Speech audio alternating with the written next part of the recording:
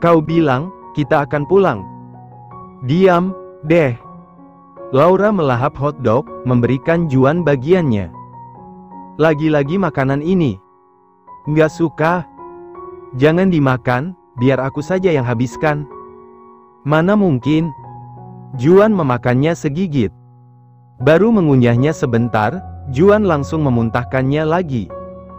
Hal itu membuat Laura terkejut. Hei, kau gila, ya? Ini mahal tahu.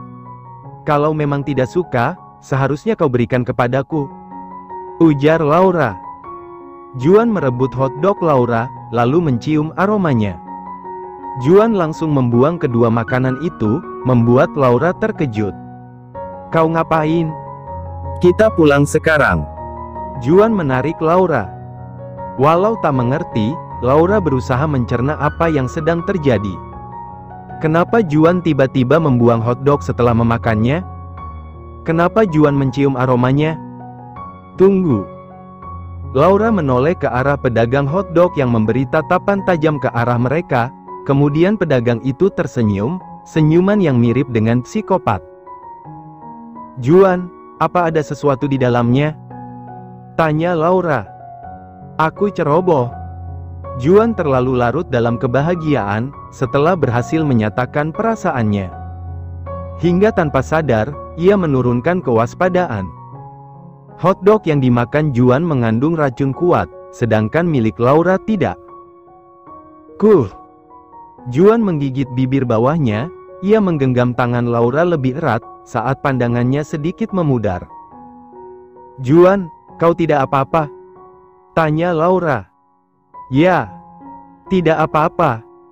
Juan berusaha tetap tenang. Juan telah membuat hal bodoh hari ini, dengan membuang semua penjagaannya. Ia begitu percaya diri bisa melindungi Laura sendirian, dan berbuat bodoh dengan melarang pasukan khusus untuk mengikutinya. Ayo lebih cepat, ujar Juan.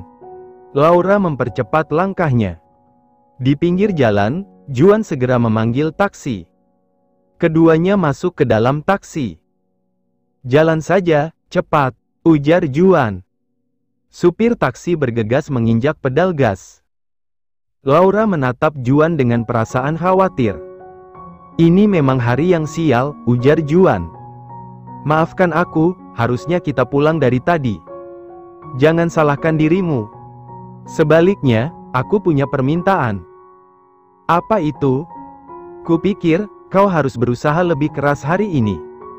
Juan tersenyum. Laura cemberut. Oh ya, ini benar-benar hari yang sial. Laura berkata begitu, karena dari belakang, ada dua orang pria yang muncul dan menodongkan senjata api ke arah mereka berdua. Di tempat lain, Cecilia Freya adalah wanita yang hebat. Pengemudi sekaligus bawahan, melirik Avanas dari spion yang ada di atas kepalanya. Apa terjadi sesuatu, Tuan? Ini sangat lucu. Dia berdiri di balkon sepanjang pembicaraanku dengan Ash Victor, tapi aku baru menyadarinya 10 menit sebelum pergi. Bawahan Avanas terkejut. Itu artinya, rumor tentang kehebatannya tidak bohong. Ya, dia sangat hebat. Meski tidak sekuat Shirley, penjagaan di Victor sudah termasuk hebat. Tapi wanita itu dengan mudah keluar masuk mansion, seolah-olah itu adalah rumahnya sendiri. Dia sama seperti Brian Victor, yang selalu kabur tanpa ketahuan dengan memperhitungkan segala hal. Tidak heran, kenapa mereka cocok. Avanas mengambil ponselnya yang bergetar, karena pesan masuk dari putrinya. Bagaimana persiapan pelantikannya? Tanya Avanas. Sudah 88%. Pantas saja bocah ini marah. Avanas tertawa, karena putrinya marah-marah di dalam pesan. Nona pasti menginginkan keberadaan Anda di sana. Dia pasti salah paham, kalau aku tak akan datang. Avanas memberi balasan pada putrinya. Bicara soal putriku, aku jadi teringat dengan mawar merah Shirley. Bukankah putriku mirip dengannya? Cantik, berbahaya, tidak kenal takut dan liar. Nona lebih mirip dengan Anda. Apa itu pujian? Tentu saja, Tuan. Avanas tertawa. Baru kali ini, seseorang mirip dengan iblis. Ah, Tuan. Ada apa? Tanya Avanas, saat bawahannya terdengar terkejut. Ada seseorang di depan. Avanas bisa melihatnya dengan jelas. Seseorang duduk di atas sepeda motor yang terparkir di tengah jalan. Tabrak saja, ujar Avanas. Ah, tidak. Ayo berhenti di dekatnya. Mobil Avanas berhenti beberapa meter dari sepeda motor itu. Avanas keluar dari mobil, mendekati Cecilia yang telah menunggunya. Bukankah kau terlalu cepat? Aku penasaran, bagaimana kau bisa tiba di sini lebih cepat dariku, ujar Avanas. Cecilia mengangguk. Rahasia bisnis. Lalu, apa yang harus kita bicarakan sampai menghadang jalan begini? Tolong jaga Brian. Apa? Aku tahu ini permintaan yang konyol. Apa kau akan pergi ke suatu tempat? Aku harus menjalankan misi yang lumayan berat. Kenapa kau menjalankan misi lagi, setelah diperkenalkan sebagai kekasih Brian? Cecilia memalingkan wajahnya. Seseorang sepertimu tak akan mengerti. Baiklah, aku tak akan penasaran. Tapi kenapa kau ingin aku menjaganya? Cepat atau lambat, Ash akan mengetahui semua pengkhianatan Brian. Apa Ash lebih pintar dari kelihatannya? Cecilia menggeleng. Ash itu bodoh, Brian yang gila. Ah! Avanas tertawa. Kau benar, anak itu sangat gila. Brian menganggap ini sebagai tantangan, tapi aku tidak menyukainya. Aku tidak suka dia harus terluka karena ide gilanya. Apa yang akan aku dapatkan dengan melindunginya? Aku yakin kau sudah membicarakannya dengan Juan Shirley. Avanas terkejut, kemudian ia tersenyum. Kau lebih gila daripada kekasihmu.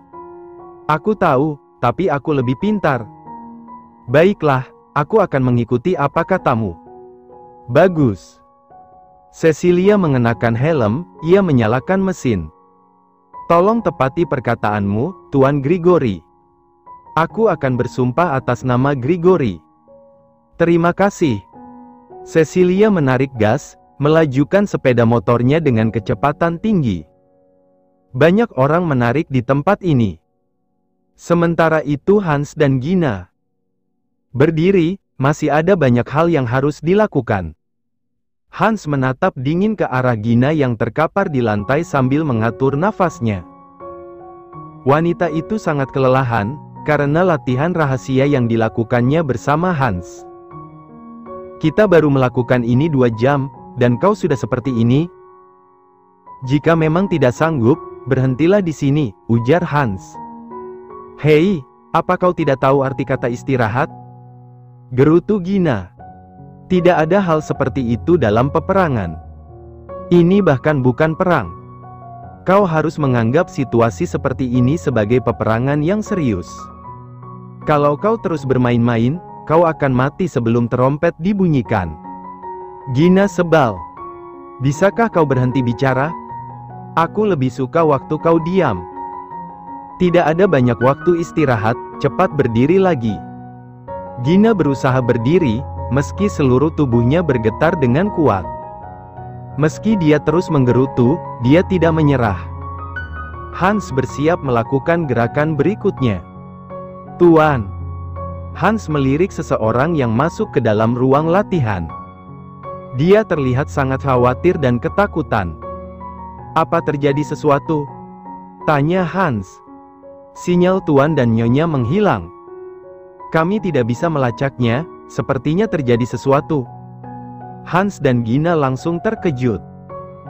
Jika sampai sinyal mereka hilang, itu artinya mereka memasuki sebuah tempat yang tak mendapatkan pancaran sinyal, walau sangat kecil. Kemana mereka pergi? Sebarkan semua orang ke segala penjuru yang tak memiliki sumber sinyal atau mendapatkan pancaran sinyal. Cepat. Perintah Hans. Baik. Gina. Hans terkejut saat Gina sudah tumbang sambil memegangi kedua kakinya yang terasa sakit. Sial! Hans mendekati Gina. Istirahatlah, kau tidak akan bisa ikut dengan kondisi seperti ini. Laura ada di luar sana, dan kau menyuruhku istirahat? Apa kau sudah gila? Gina marah. Jika kau mati, Laura akan lebih marah. Dalam kontrak sudah jelas tertulis, atasanku adalah Laura, bukan dirimu. Jadi, aku tak punya alasan untuk mengikuti perkataanmu. Gina mendorong Hans, walau tak bisa membuat pria itu menyingkir, karena pertahanan Hans yang terlalu kuat. Gina memaksakan diri untuk berjalan keluar. Ikuti kata-kataku. Hans meninggikan suaranya. Diam kau, bangsat. Sudah kubilang, aku hanya menerima perintah dari Laura. Gina tak menoleh dan terus menyeret kakinya. Ceka, baiklah. Hans menarik lengan Gina, menahan wanita itu. Tapi kau harus tetap bersamaku. Kembali ke Juan dan Laura. Laura terus melirik Juan yang terlihat semakin parah. Tubuh Juan terasa panas, dan urat-uratnya menonjol. Juan juga mulai bernafas menggunakan mulutnya, karena hidungnya tersumbat dengan parah. Juan. Laura menggenggam tangan Juan dengan erat. Aku tidak apa-apa, tenanglah, ujar Juan. Tidak apa-apa. Juan Shirley, kau belum menyadarinya. Kau akan segera mati dalam 30 menit, ujar pengemudi. Laura menghela nafas. Juan, bisakah aku? Laura benci harus menahan diri dari tadi. Apalagi saat melihat Juan tersiksa seperti ini. Kau akan terluka. Lirih Juan. Itu karena di belakang mereka, terdapat belasan mobil lain yang mengikuti, untuk mencegah mereka berdua kabur. Kau akan mati, Iho. Ujar Laura. Tidak akan, jangan percaya pada babi itu. Laura melihat sekeliling. Mereka mulai memasuki wilayah hutan. Di sepanjang jalan, tak ada lampu penerangan atau kabel listrik. Aku jadi terharu dengan kalian berdua. Sayangnya, kisah kalian harus berakhir di sini, ujar pengemudi. Bacot banget sih. Laura masih mencoba menahan diri. Mereka menjulukimu Mawar Merah Shirley, kan? Itu hanya omong kosong. Kau bukan sesuatu yang berbahaya, malah sangat lemah dan menjadi beban. Kau. Laura mengepalkan tangannya dengan erat. Kau tenang saja, kau akan betah di tempat prostitusi nanti. Laura yang sudah tak tahan, meraih lengan pria yang memegang pistol di belakangnya. Laura menekan pelatuk, menembak kepala pengemudi, membuatnya langsung meregang nyawa. Yang satunya lagi hendak menembak Laura. Namun Laura lebih dulu membengkokkan lengan pria yang dipegangnya, kemudian menarik pelatuk sekali lagi. Terakhir, Laura menghantam kepala pria yang dipegangnya, merebut pis asterisol dan menembaknya. Ah, dari tadi kek. Laura menyadari sesuatu. Mobil tersebut oleng, karena pengemudinya sudah tak bernyawa. Mobil menerobos masuk ke dalam hutan, melaju cukup jauh hingga menabrak sebuah pohon berukuran besar dan terguling. Laura terkejut, karena Juan melindunginya dari serpihan kaca. Juan, kau terluka. Tidak ada waktu, cepat keluar. Juan membuka pintu, dan keluar lebih dulu. Ia langsung menarik Laura keluar dari sana, mereka bergegas berlari menjauh. Sekitar 10 meter berlari, mobil tersebut meledak dan terbakar. Terlihat pula, mobil-mobil lain yang mulai memasuki hutan. Semakin ke dalam, jalanan di dalam hutan semakin sempit, sehingga orang-orang di dalam mobil langsung keluar dan berpencar mencari mangsa mereka. Sementara, Laura dan Juan berlari semakin ke dalam. Laura terus melihat Juan yang terlihat semakin buruk. Maka ia menghentikan langkah kakinya, membuat Juan ikut berhenti juga. Laura, kemari. Laura menyeret Juan ke balik pohon berukuran besar. Mereka akan menemukan kita di sini, ujar Juan. Tidak masalah, aku akan melawan. Yang terpenting sekarang adalah kondisimu. Laura membantu Juan duduk dan bersandar. Aku merasa aneh, jika itu racun, kenapa sampai seperti ini? Bukannya tubuhmu sudah terbiasa dengan racun? Tanya Laura. Sepertinya dia mencampur lebih dari 5 jenis racun berbahaya. Apa? Laura terkejut. Tubuhku bisa mengatasi banyak racun, tapi ada beberapa yang tidak bisa kuatasi. Salah satunya adalah kombinasi yang mematikan. Memang sulit untuk mencampurkan banyak racun, karena bisa saja gagal. Nampaknya, kali ini mereka meraciknya dengan baik. Kalau begitu, apakah kau akan mati? Laura bergetar. Juan tersenyum, ia menyentuh pipi Laura dengan telapak tangannya. Ini sangat menyakitkan. Tapi tidak akan bisa membunuhku. Apa kau bersikap sombong lagi? Aku bersungguh-sungguh. Suara langkah kaki mulai terdengar mendekati mereka. Juan memberi tatapan penuh kepercayaan pada Laura. Kau yakin tidak butuh bantuanku? Tanya Juan. Jangan meremehkan Nyonya Shirley, ya? Laura mengeluarkan pistol yang sempat ia bawa. Laura menarik nafas, lalu menghembuskannya.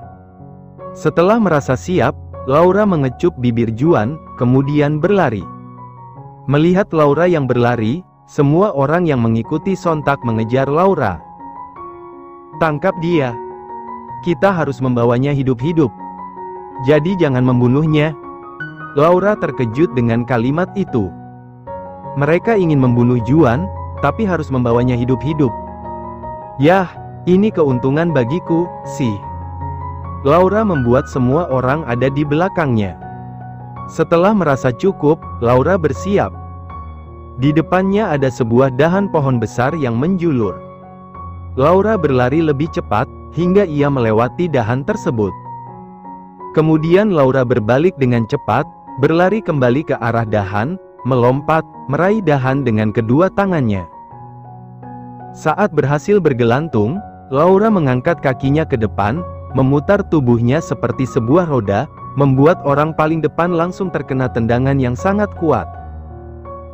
Beberapa orang yang berdekatan dengannya, langsung ikut terjatuh karena tertimpa badan yang lain.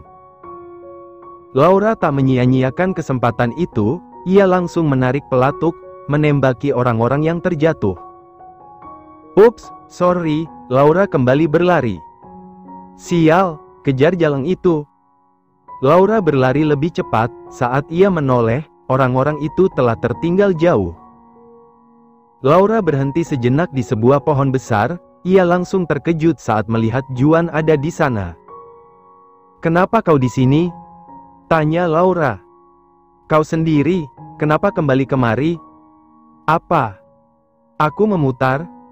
Laura tidak sadar telah mengambil jalan memutar, karena pepohonan di hutan terlihat sama.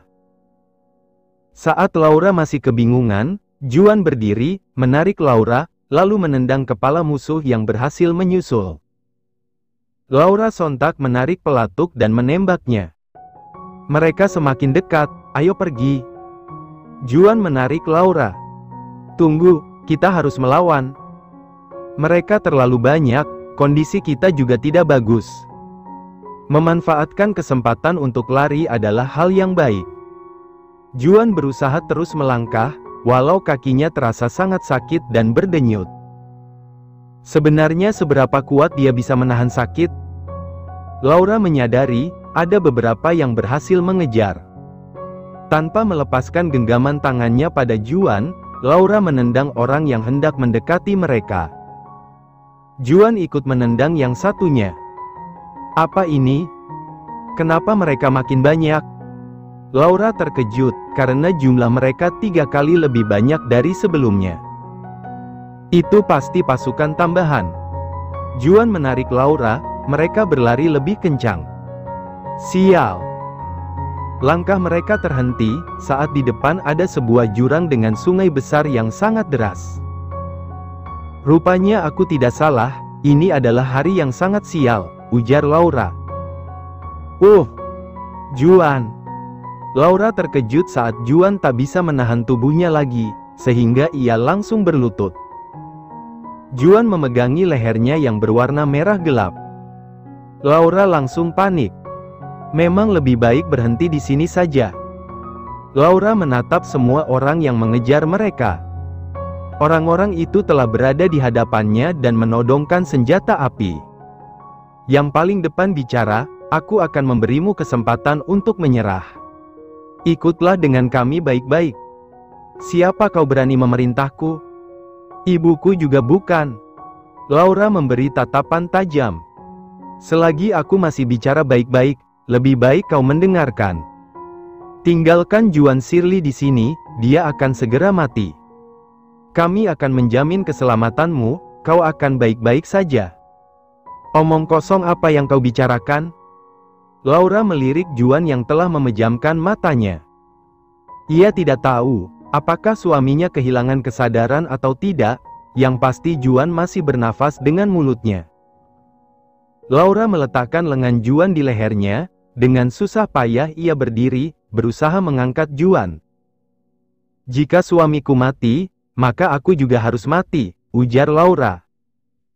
Apa? Tunggu. Dah, para sampah. Laura menunjukkan jari tengah, sebelum membawa Juan melompat ke dalam jurang.